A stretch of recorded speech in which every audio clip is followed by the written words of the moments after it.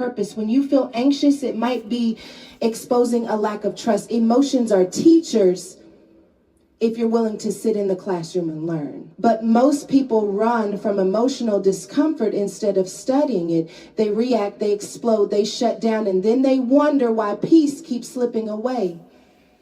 You can't master what you refuse to face. The truth is, you will never reach your next level if your emotions still control your decisions. God can't trust a person who is ruled by their mood. One day you're on fire for your calling, the next day you're ready to quit because it got hard.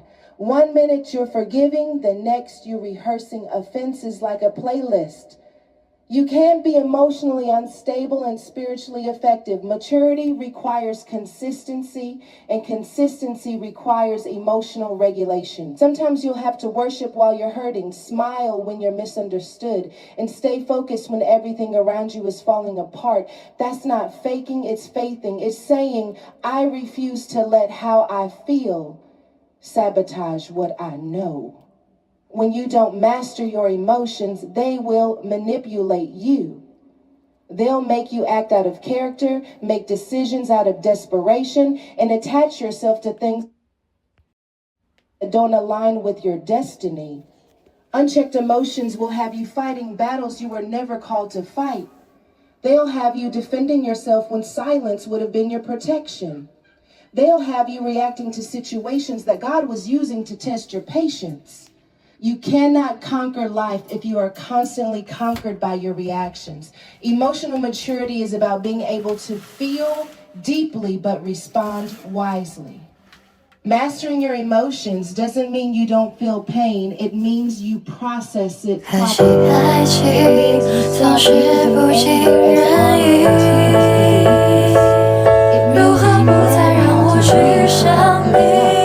Some people never heal because they mistake suppression for strength. They bury their emotions under busyness and then wonder why they feel empty when the noise dies down. Healing requires honesty.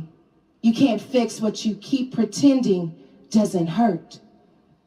Emotional mastery starts with emotional awareness. When you can name what you feel, you can start to change how you deal.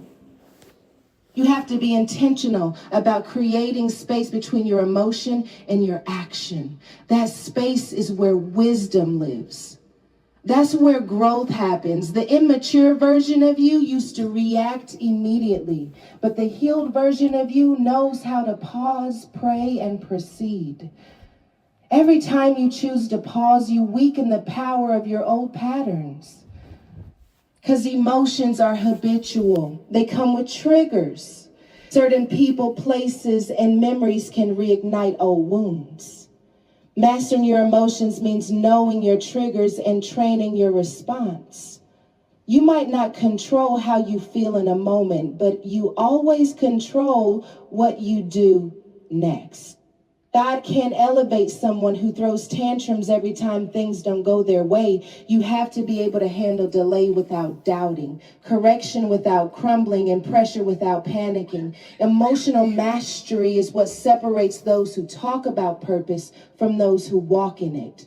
It's easy to be kind when life is kind to you, but can you still walk in grace when you're overlooked, misunderstood, or mistreated? Emotional maturity is when you stop needing validation to stay consistent. You don't change your character because of someone else's chaos. You stay grounded because you know your stability doesn't come from circumstances. It comes from your source. Sometimes God will allow certain situations to expose how much control your emotions still have over you. That coworker who gets under your skin isn't just annoying, they're an opportunity for growth. That rejection wasn't punishment, it was preparation. Every emotional trigger is a test. And until you pass it, you'll keep retaking it. You can't pray for peace while refusing to discipline your emotion. Because peace doesn't come when life stops being messy. Peace comes when you stop being moved by the mess. When you master your emotions, you start to see conflict differently. You realize not every offense needs to be addressed. Some things are beneath your peace. Some arguments are distractions in disguise. Emotional maturity gives you the ability to choose your battles with discernment. You stop reacting to everything and start responding from wisdom. And that's how you maintain power in situations meant to pull you out of character. The enemy doesn't always attack your finances or your family. Sometimes he attacks your feelings. Because if he can control your emotions, he can control your focus. And once your focus is gone, your faith starts to waver.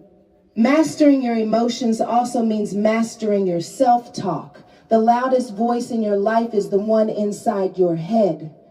If your emotions are untrained, that voice becomes your worst critic. It magnifies fear, amplifies doubt, and minimizes faith. You start believing every lie your feelings tell you. You're not good enough. You'll never recover. Nobody cares. But when you start taking authority over your emotions, you replace that inner noise with truth.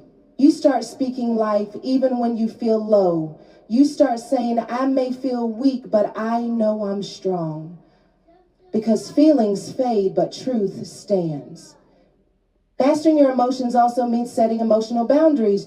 You can't let everyone dump their chaos into your spirit and expect to stay balanced. Some people drain you emotionally because they feed off your empathy. You've got to learn to say, I love you, but I can't carry that. Compassion does not require depletion. Protecting your emotional space is an act of stewardship. You can't pour from an empty vessel. You can't heal others while neglecting your own emotional health. Maturity teaches you to pour wisely, not endlessly. When you master your emotions, you also master your energy. You learn that not every situation deserves a reaction, not every comment deserves a reply, and not every disappointment deserves your despair. You begin to recognize that your energy is sacred. You stop letting people dictate how your day goes. You start waking up with intention, not reaction. Because emotional control is spiritual discipline. It's evidence that you trust God enough to stay calm in chaos. It's saying, I don't have to respond to everything because I know who fights for me. Emotional mastery is also about perspective. When you change how you see something, you change how you feel about it. That disappointment wasn't a dead end, it was redirection. That betrayal wasn't the end of your story, it was the birth of boundaries. That delay wasn't rejection, it was protection. Your emotions will lie to you when your perspective is limited. But when your vision is aligned with faith, your emotions have no choice but to follow. You start living by what you know, not by what you feel. Some days you'll get it right, some days you won't, but even that awareness is growth because mastery is built in moments. It's the moment you want to lash out, but you stay silent. The moment you feel anxious, but you choose prayer. The moment you feel overwhelmed, but you remind yourself, this too shall pass. Every time you do that, you strengthen your emotional muscle. Eventually, you become unshakable, not because life got easier, but because your emotions stop running the show. You still feel everything, pain, fear, joy, disappointment, but you don't live from it. You live above it. You learn that emotions are messengers, not masters. And when you finally get there, when you can look at a storm and stay still, when you can feel the fire and not burn, when you can be hurt and still love, that's when you know you've truly learned to master your emotions before they master you. Silence is one of the most underestimated weapons you'll ever have. People think silence means weakness, but it's often the loudest declaration of strength. Silence doesn't mean you don't know what to say. It means you've learned when not to say it. It's not about having no voice. It's about having discipline with your voice.